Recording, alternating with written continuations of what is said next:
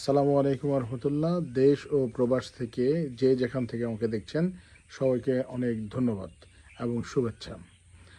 আর শেষ পর্যন্ত আবার চলে আসলাম, খামারে চলে আসলাম। 2-3 দিনের একটা ব্রেক ছিল মাঝখানে।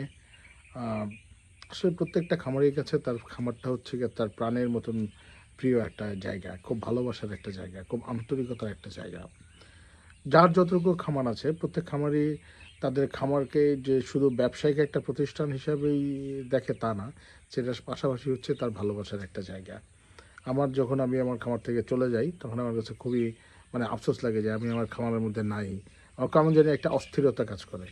আবার যখন খামারে ফিরে আসি, লাভ হোক লস হোক, খামারির কাছে অত্যন্ত প্রিয়।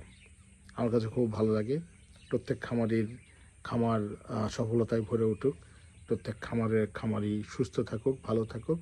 সবাইকে ধন্যবাদ জানাচ্ছি। দেখা হবে অন্য কোনো ভিডিওতে। লাইক কমেন্ট শেয়ার দেবেন ইনশাআল্লাহ। ভালো থাকবেন। ফি আমানিল্লাহ। আসসালামু আলাইকুম।